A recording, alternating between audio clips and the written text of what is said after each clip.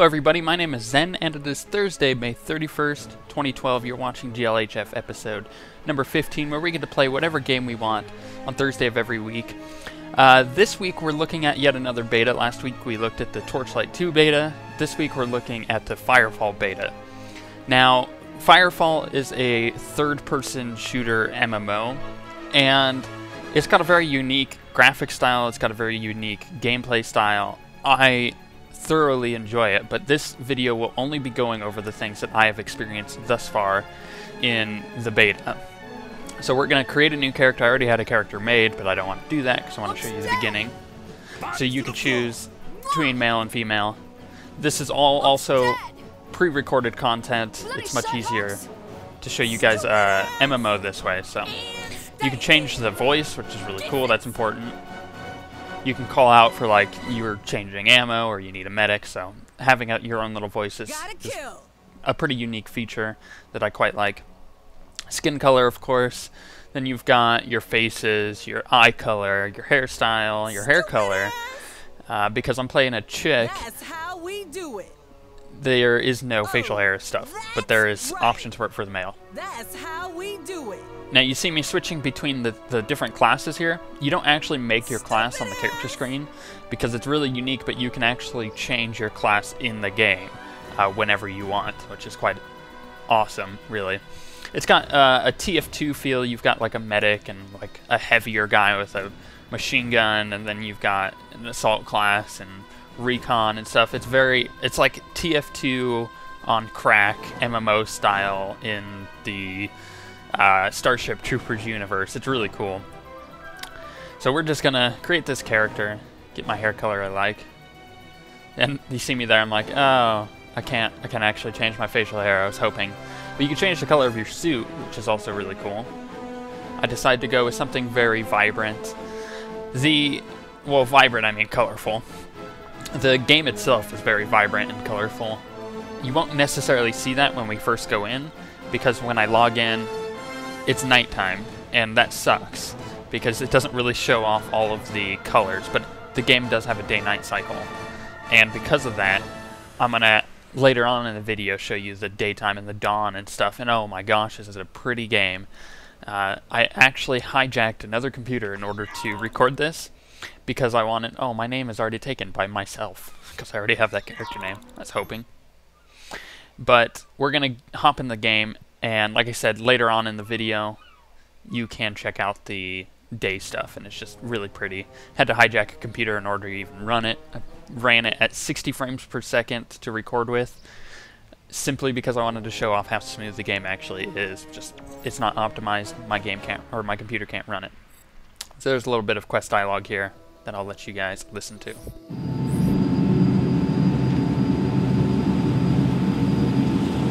SYN uplink established. Remote team members online. Boss, wake up. You'll be landing at Copacabana soon, boss. It's a great place for a vacation, but we need to pay the bills first. Let's see if we can find some work here. Coming into the city now. Hold on, I'll bring her around. Don't worry. Once we get hooked into SYN, I'll scan the local feed. We'll find something.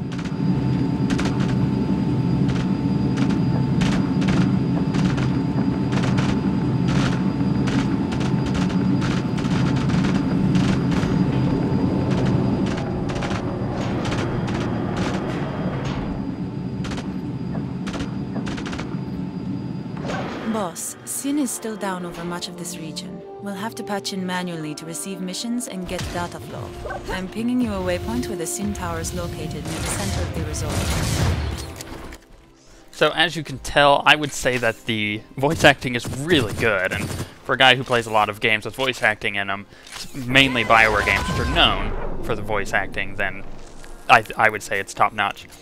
Now, you saw me do their little ability. Each of the different classes, which I won't get to show you all of them just because of my limited time here, have their own ability set. So that was like a jump down thing, and you can get different abilities later in the game as you level up.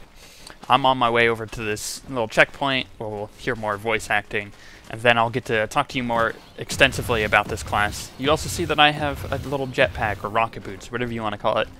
And that makes the game worth playing right there. It's so much fun. And you can clearly see how much fuel you have left on the right-hand side there with the yellow bar as I jump. It's pretty well designed. That's it, we're in. Now we can see all the traffic in this area and receive messages in Copacabana. Open up your map. See the green circle around Copacabana? That's the range of this Sin Tower. The more towers we find, the more of the map will uncover. I'm also directly patched into your Sin feed. I can see what you see. Picking up an emergency transmission. Patching you in. This is Ratchet in Copacabana Engineering. Our water's been cut off. We need somebody to inspect the aqueduct valves that carry the water from the moisture farms. Can you help? We have to help them. The melding has destroyed all of the other moisture farms in this area. If this one goes down, Copacabana won't have any water. Ratchet, we're on it. Thanks, please hurry. So as you see there, I have a flashlight on, and that means the game actually has a full-on lighting engine, and that is impressive within itself. But like I said, the game doesn't look as good at night as it does during the day, and you'll see that later on when we actually can do some of the morning stuff, and it's so pretty. This game is really beautiful. Very unique art style. Now this assault class, you can see here I can go first person. That's always cool, so if you're not in a third person thing. But the assault class has a grenade launcher, it's the main attack, like so. Really cool. And then a shotgun effect for the alternate attack. Each use the same ammo from the gun as far as I'm aware. Like I said, this is all going to be covering the stuff I experienced within the game and nothing more, because I haven't, like, I don't want to say anything wrong. You know, I want to give accurate details about the game. Watch out! That valve is venting badly. Hurry, see if you can shut it off. 1 second, let me do a remote scan to find the damage.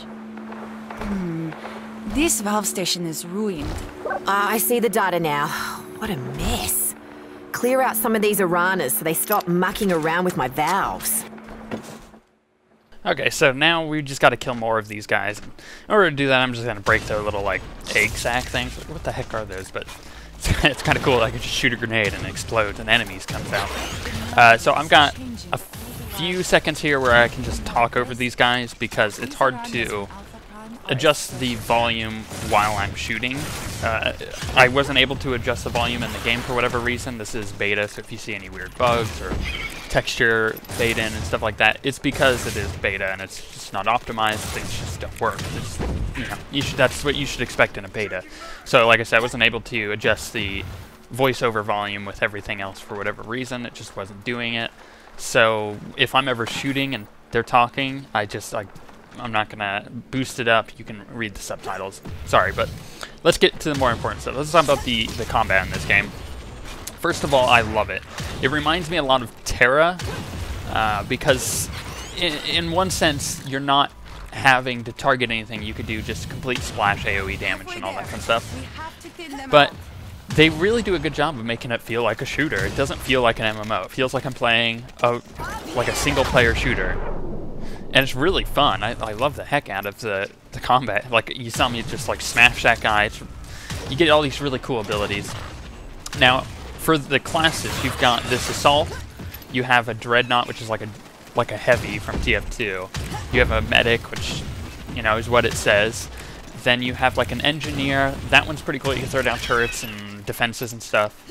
You also have a Recon, which is your basic sniper, and I think that covers all of the classes. Now, your classes level up individually. Up at the top left, you see my name there, and then you see like a blue bar. That's my experience bar for this class. Now, if I switch to a Recon, it won't have any experience in Recon because I haven't played Recon. That's a pretty unique system. I like the heck out of it, rather. And then you can also pick up items and weapons and stuff for your other classes, even though you're not playing it currently. So, I think I end up picking up a sniper rifle. I'm not entirely sure yet, but I'm pretty sure I do pick up... Oh yeah, I pick up that. I think it's an engineer weapon or something. And I'm able to basically go over, switch my classes, and use that with it. Now, with the different loadouts and stuff, you go into town, and I'll show you that later, and you're able to, you know, switch between them, but you're also able to edit the loadout. So, like, I can put different armor on, I can put different abilities in, and you've got like slots. It's like augment slots. like kind of like putting gems in gear and WoW, that kind of thing. And you can adjust how certain weapons feel and work, and certain abilities work and all that. I like it a lot. I think it's really cool. Now, when I switch to the other class, you'll notice a bit of a difference in playstyle. With the Assault, I'm able to kind of jump around like this. I'm able to shoot grenades. I'm able to keep away from the guys, and that's really fun. But with the heavier guy, it's a bit harder to do that because you have a ton of defensive abilities that are meant to be played with other people. And I would say this game as a whole needs to be played with friends in order to get the most out of it. To have like a full party of guys where you're, not just guys, you know what I mean, but where you are using all the different classes because, oh look at that moon, it's so pretty. Because you need to utilize all the abilities to be able to survive all the time. Ah, they really chewed this thing up. The MPU is ruined. I'm gonna need some silicate fragments to make a new one. I detected some silicate deposits down by the beach, but we're going to need something to get to the silicates inside. Here, take these sonic detonators. I was saving them in case the Chosen invaded, but you can use them to blast open the silicate deposits. Okay, now this is where it starts getting a little interesting. I'll talk more about the combat later when I'm able to, or when I have more stuff to say about it playing a different class. But I found this little jump pad thing for the first time, and as you can clearly see, it gives you wings. It is Red Bull in the game. You have Red Bull. No, so basically, it's a gliding mechanism, so you're able to get around quicker, but because I suck, I don't understand how it works, and I was too busy trying to fly rather than reading the tutorial tip, so maybe a little bit of feedback. They should probably have the tip pop up as you find it, not as you're flying, because it's hard to do both, you know? And I tried for a couple times before I figure out that I'm just incompetent and can't do it. But like I said, we'll figure this out more later. Now, coming up here, we're going to be talking about the crafting system because it is like forefront in the game. It is the most important part of the game from what I've seen thus far. Like I said, this is all based on my experiences in the beta and nothing else. I'm detecting a silicate deposit nearby. Do you see it? Oil spill here. Target the deposits with your sonic detonators and you'll extract those silicates right out. We've got our first silicate fragment. We're going to need more if Ratchet is going to fix the aqueduct MPU. The melting has ruined everything. I can't believe the Aegis is still 4 light years away. And I'm planning to be numero uno in the waiting list when it arrives. Goodbye, Melding. Goodbye, Earth. Shush. Hope is taken one step at a time. So it's pretty obvious what I have to do. I just throw grenades on these. They explode, I pick them up. Pretty easy, yeah? Now, these are all like, you can think of them as ores in typical traditional RPG MMOs, or, you know, metals or stuff to, it's crafting materials. There you go. So, with the crafting in this game, you make very, very specific things, such as armor for your character, weapons for your character. But here's the thing, the crafting actually allows you to make things that you couldn't get otherwise. So far, in my gameplay of the Assault, I've never found a way to heal myself aside from the little healing packs on the ground, or if I craft a med pack, right? So I can craft these like med packs that I can call in with like an airdrop, and they drop in and then I can use it and it heals me back up. But that's the only way I've figured out how to heal myself. So crafting is important in order to actually use those kind of things. You get stronger weapons, you get different modifications to your armor and stuff, and it is a very interesting system. I'm intrigued by it. I love crafting in MMOs, so it makes me quite happy that they went into quite a bit of detail with this. Now, you'll see me actually go into how the crafting works once I get back up to town and get all these little crystals and everything, which is, it's pretty cool that I'm able to do that, but I also need to stress the fact that it is beta still, so it may change before it's released. In fact, everything's pretty much subject to change. More like she's just talking. Boss, hang on to this one. Yeah, I'm getting more crafting materials. It doesn't matter, woman, who cares? Now, I'm going to finish up getting these, and when we go back, we'll, of course, be able to do a bit more crafting. But what I'm curious about is, does this continue into the late game? And that's always a concern with MMOs. Does it continue in towards the late game? Because the end of the game could completely change from the beginning. And I really want to test it. Good. We have all the fragments we need. This should allow Ratchet to rebuild the MPU and get the water flowing to Copacabana. Let's go find Ratchet.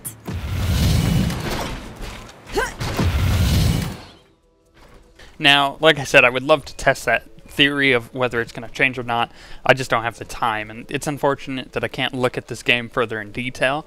I'll play it a bit more here and there, and if I find anything interesting, I may record it, but it's a common theme with MMOs where you start out and it's one thing, and then you get to the end of the game and it's something else and you weren't expecting it, but by then you've already paid for it. Unfortunately, I do not know if this is going to be free to play or not. I haven't gone that much into research, but you can easily look it up on their website. Hey, you found them all. Bring them over, and I'll show you how you can build the MPU. Beauty. Use the molecular printer over there and I'll show you how to put it together. Bet you've never used an Omnidyne MJet before. But with the silicates you found, you'll be able to construct a replacement MPU by printing molecules layer by layer.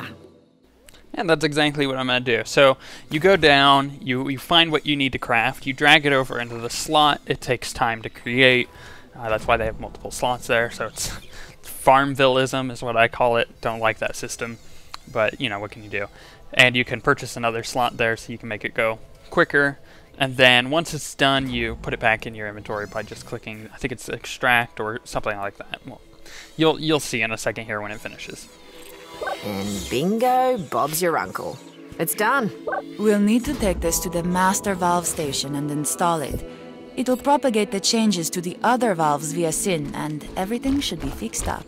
Careful though, the installation creates quite a racket, likely to attract the undesirables. Okay, so you see here, this is one of those things where I can go in and you can see I can adjust my little assault setup here, which is pretty cool. Got a different weapon there that I could mess around with another class, and you see those little slots next to it. It's basically just adjustments. I can adjust things by adding different abilities and whatnot, which is really cool. Now I'm going to go up and actually change classes, so you'll be able to see how that works, and then we'll get into the dawn stuff. So it'll get nice and bright or brighter, and then it'll slowly, progressively get brighter as I play, which is pretty sweet. I love the day-night cycle. It reminds me of the Minecraft day-night cycle, but much slower, which I like quite a bit better. So we're going to go over here. You can see I just switch between those whenever I would like.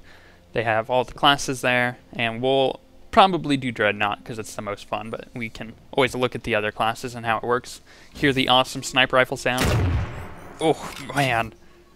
Oh, that was so good. I'm sorry, I'm a sucker for good sniper rifle sound effects. So let's switch to Dreadnought and then go into the Dawn right now. Okay, so now I get to go and fly around. Now this time I actually practiced a few times. I was waiting for it to become light. I also turned on the motion blur there, which is really fun.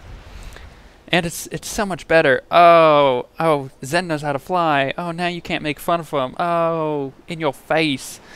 So we just fly down to my little quest thingy-majig. Oh, that's so cool.